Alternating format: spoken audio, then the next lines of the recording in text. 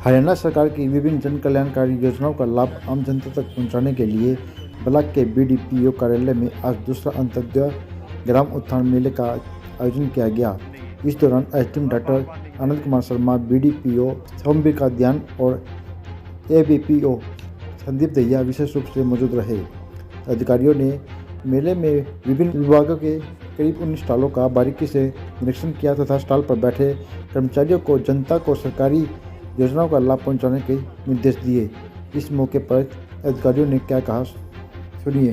जी sir, आज ये मेला लगाया गया है, तो क्या कहना चाहेंगे इसके समय? ये मेला जो जिनकी फैमिली ID 1 लाख से कम है, जिन परिवारों की, उनके उसमें लगाया गया कि उनकी 1 लाख से ऊपर बढ़ाने की इनकम बढ़ाने के लिए लगाया गया है। 6 तारीख को मेला लगा था, आज 10 तारीख को लगा है। हाँ जी, तो क्या कहेंगे? 6 तारीख को जो मेला लगा था उसमें जितने भी मतलब आए हैं ना, ये जिनकी इनकम 1 लाख से कम है फैमिली ID में, उनको फार्म दिया गया था। अब ये फार्म भरवा के फॉर्मेलिटीज़ पूरी करवा के और अपने कागज़ से वो लगा के यहाँ जमा करवा दो।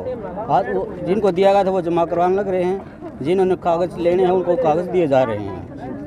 तो अगर हम बात करें संख्या की, तो 6 तारीख को कितनी संख्या में यहाँ पे आए थे? और आज देखो संख्या का तो मुझे पता नहीं, वो बताएंगे जो प्रशासन विभाग है SDM साहब के अंडर में जो है। हम हैं रोजगार कार्यालय से, एम्प्लॉयमेंट ऑफिस से। हम ऑफिस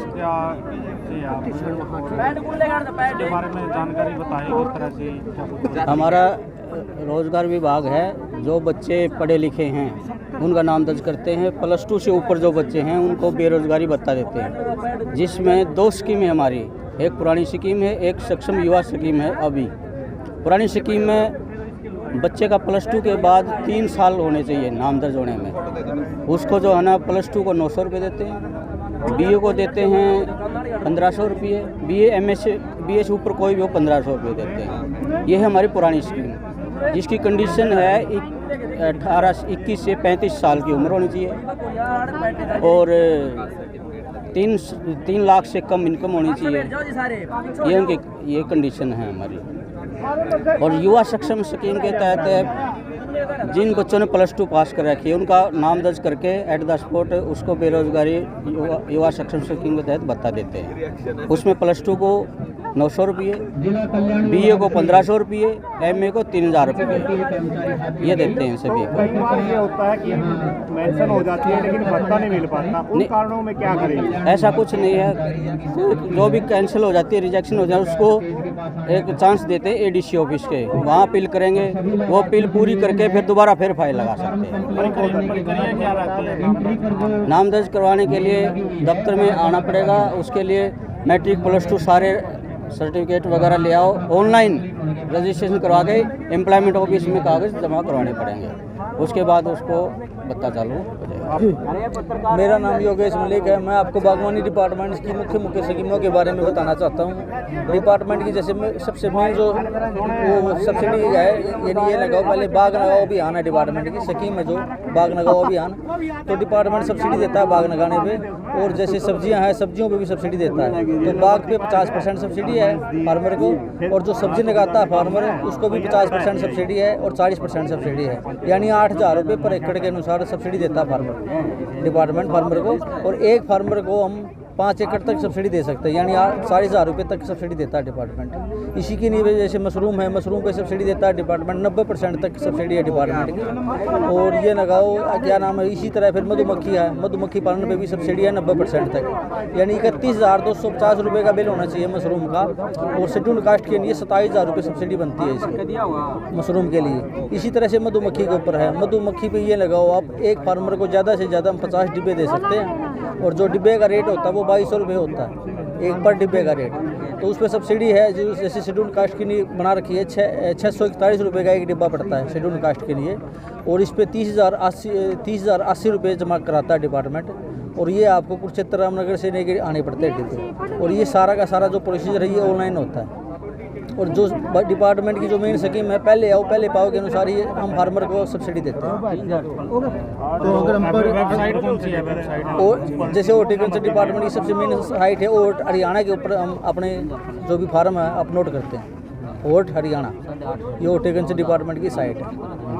और एक ओट नेट है, वो MIDS स्कीम की, एक जनधन स्कीम की, 2 तरह की स्कीम है ये डिपार्टमेंट की। जो ये स्कीमें बता रहे हैं आप पूरा साल भर चलती है? ये पूरे साल भर चलती है जी, कोई टाइम नहीं? कोई टाइम नहीं होता। जैसे ये लगाओ, ये अप्रैल में नया सेशन आ जाता है, नया बजट आने के बाद, उसके बाद ये मार्च तक खत्म हो जाती है। अगर हम बागवानी में बात करें पर एकड़ की सब्सिडी की, तो कितनी सब्सिडी मिलती है पर एकड़ में? किस चीज़ पे सर? बागवानी में? जैसे बागवानी में ये सारी स्कीमें बागवानी के अंदर है। यदि हम बाग लगाएंगे ना तो बाग पे 8,000 रुपये सब्सिडी होती है पर एकड़।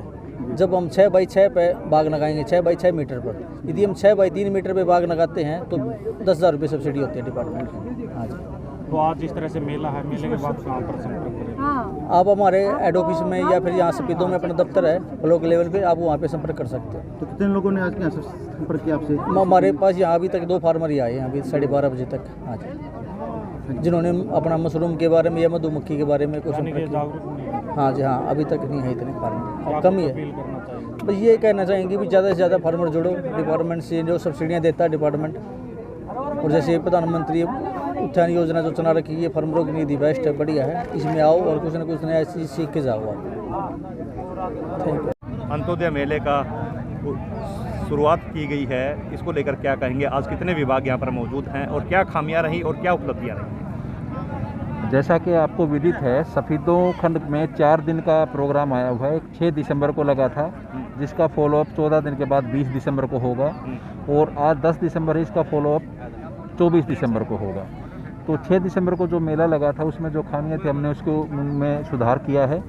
कुछ एक डिपार्टमेंट 1-2 नहीं आए थे, वो आज आप सारे आ गए हैं, और जनता में काफ़ी जो लाभार्थी उनमें काफ़ी उत्साह है।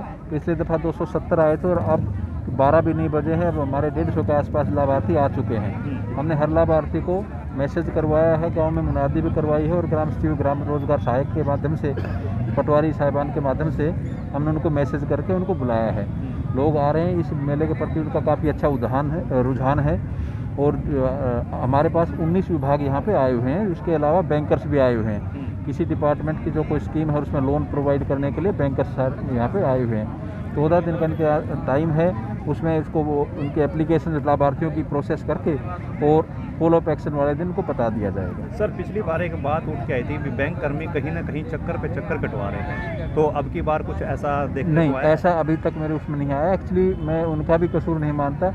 वो कोई एप्लीकेशन में कोई ना कोई कॉलम खाली रह जाता है, तो इन्फॉर्मेशन के अभाव में वो फिर संबंधित उसको भेजते हैं, क्योंकि वो खुद अपने आप तो इन्फॉर्मेशन नहीं भर सकते हैं। किसी आदमी की गलत इन्फॉर्मेशन हो जाएगी तो वो भी गलत है।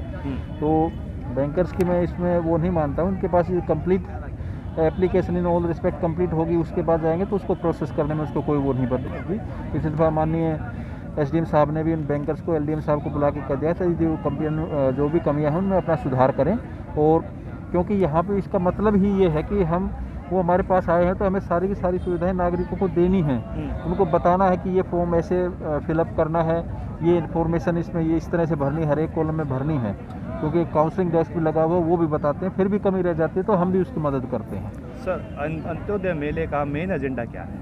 अंत्योदय का मतलब ही ये है कि अंत वाले आदमी का उदय, जो गरीबी रेखा से सब में आखिर में है। तो माननीय मुख्यमंत्री महोदय जी की ये सराहनीय पहल है कि इस फाइनेंशियल ईयर में, इस वित्त वर्ष में 1 लाख परिवारों को, ये तो शुरुआत है, 1 लाख परिवारों का उदय किया जाएगा। यानी कि उनको कोई ना कोई रोजगार परक इस तरह की ट्रेनिंग दिलाई जाएगी या उनको लोन दिलाया जाएगा ताकि वो स्वरोजगार शुरू कर सकें, अपनी आजीविका का कोई ना कोई साधन वो अडॉप्ट कर सकें। तो इस फाइनेंशियल 1 लाख का है जिसकी इनकम 1 लाख से कम है सालाना। उसके बाद ये स्कीम ऐसे माननीय मुख्यमंत्री महोदय के निर्देशानुसार ये आगे भी चलती रहेगी।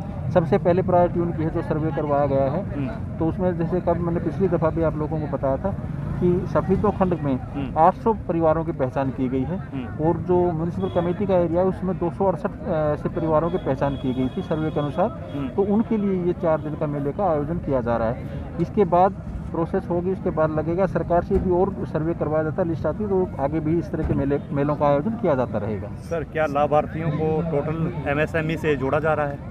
नहीं, वो इसका मतलब टोटल MSME जोड़ने का नहीं है। जो उस श्रेणी में आता है उसको किया जाएगा। कोई ट्रेनिंग लेना चाहता है, कोई मधुमक्खी पालन का करना चाहता है, कोई डेयरिंग का करना चाहता है, वो तो अलग अलग सिस्टम है। जो कोई हथकरघा उद्योग करना चाहता है तो अपना खुद का स्वरोजगार करना चाहता है। हर एक चीज़ सारी MSME नहीं है। यदि कोई एंटरप्रेन्योरशिप ऐसा शुरू करना चाहता है तो हम उसको MSME के साथ जोड़ रहे हैं। सर अपना परिचय दीजिए सर। मैं सोमवीर कादियान, BDPO सफीदों। बहुत बहुत धन्यवाद।